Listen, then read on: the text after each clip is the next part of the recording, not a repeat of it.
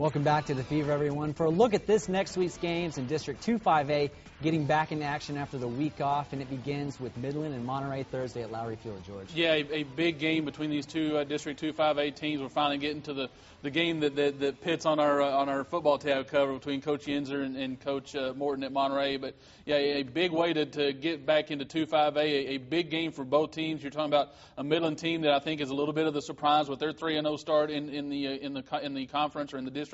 And then you got Monterey, which had the loss to Permian, but did a good job overcoming that, coming back the next week and get some momentum going into the bye week, getting a win over Central. So it's a key game because you got a Midland team that really wants to keep pace because you've got Odessa and Odessa Permian sitting there at 4-0. They're going to play each other, so one of those teams is going to get a loss. So Midland really wants to get a win and to keep momentum and stay up there tied for the district race. But then you've got Monterey, which really can't afford another loss if they want to still compete for that district championship. Because that would knock them down to 2-2. It would really hurt their chances. So I think so they really got to have a win here. So it's a big must-win game, I think, for both teams at Lowry Field on Thursday night. I think when you're looking at it, between what how the teams have played, this one is a really hard game to pick because Monterey really is really struggling with their offensive consistency, and Midland is doing a good job defensively. So it's one of those games. I think if Monterey can get the work done these last couple of weeks that they want to do,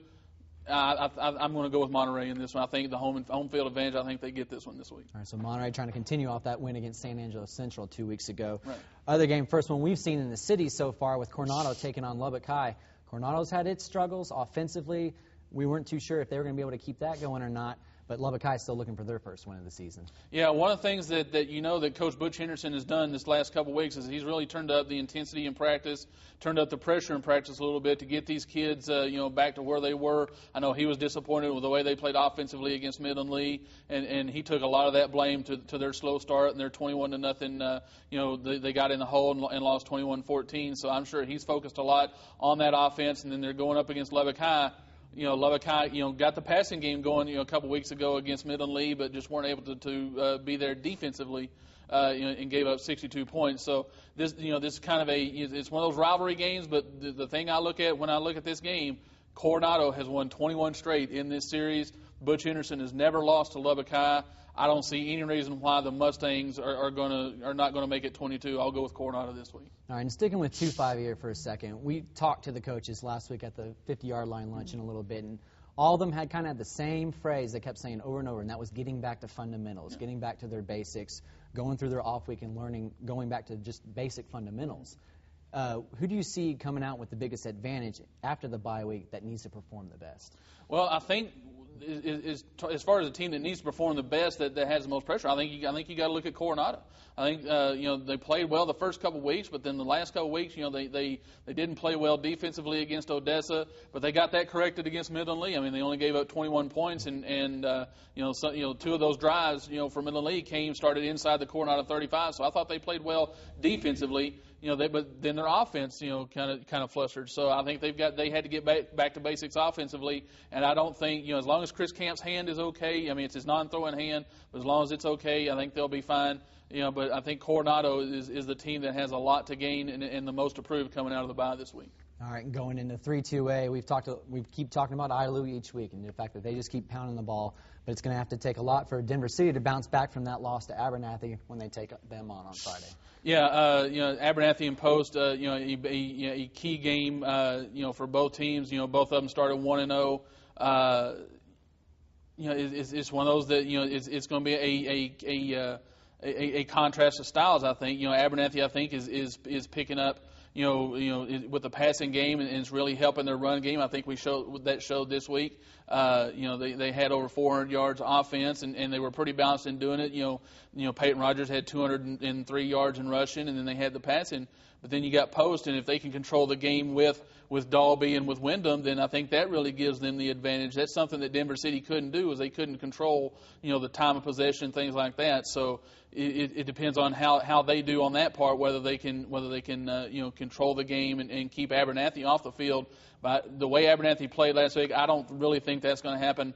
I like Abernathy's chances in this one. So the Mustangs at Denver City could possibly have the same problem taking on Idalou. Coach Taylor knows how to control that clock really well with Cook and Reagan, so who do you see coming out in that one? Yeah, I think when you're talking about Idalou, Denver City, I think you're talking about the same thing. I think you're talking about controlling the game with the running game, and that's something that Idalou is just outstanding at. They've with Cook and with Reagan, with that big offensive line, they really do a good job of 4, 5, 6 yards. I mean, that's the thing that Coach Summers at Denver City. It's like they get with Abernathy. He's like, well, they'd have 1st and 10, they get 5 yards, then they get 4 yards, and then all of a sudden you're sitting there in 3rd and 1, and they get 8 yards, and it's just on and on and on, and you just can't stop that. Well, Idalou is the same way with the way they run the ball. So I don't see any reason why Idalou can't have the success that Abernathy had, especially with their big offensive line. I like the Wildcats in this one on the road at Denver City. All right, LCHS, Lubbock Christian High School, suffers their first loss last week in Fort Worth. Get another Metroplex team coming at home this weekend. They can return, try and get that first win for their district. Yeah, it's kind of like it's a weird district because you got all Metroplex teams, then you got Lubbock way out here on kind of on the island out here. It's almost like they've been voted off a little bit, but Lubbock Christian. I mean, it wasn't a. It was a loss, and it's obviously one that's going to stick with them. But it's one I think they can recover from pretty quickly. I mean, it was a close game, and it took a touchdown midway late in the 4th quarter for Fort Worth Cavalry to win. So coming back home, Colleyville is a good team. Is a lot of these teams that we knew about, but we don't really know just a whole lot about. But Lubbock Christian being at home, I think, is really going to make it a big advantage for them. I'll go with the Eagles this week in getting their win and picking up the win in district. Morton coming off a loss last week. They're going to have to take on Hale Center, who's yet to lose a game this year.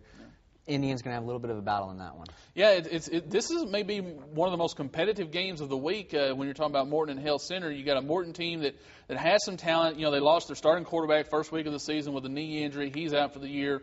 But they've got guys like Louis Enriquez and Emerson Cornish that are doing a good job offensively of picking up the slack. They just ran into a buzzsaw in Sundown last week. And Nazareth the week before, and talking with Coach Reeves, I know he thought they should have won that Nazareth game. It was only a 7-point game, it was a touchdown game, and so I'm sure they felt like they should have, and maybe they could have. So you've got a Morton team, I think, that is searching for a little bit of confidence right now, and confidence is something that is not in short supply in Hale Center right now between Melvis Hawkins and Nathan Shaver and the way they're playing offensively, just doing an outstanding job of keeping the Owls rolling. It's going to be a big one, for both teams, to kind of get some momentum to go into district with. But, in this case, being at home, I think I like Hale Center this week. All right, so George's picks: Monterey over Midland, Coronado taking out Lubbock High, Idalou over Denver City, Abernathy over Post, LCHS against Colleyville Covenant, and Hale Center taking out Morton. And that's all the time we have this week. Be sure to tune in right here to LISD TV and LoneStarVarsity.com for all your news, highlights, and scores. You can email questions and comments to George and I at sports@LubbockOnline.com. We'd like to thank Coach Wyndham for stopping by. For George Watson, I'm Travis Cram. We'll see you next week. Catch the Fever.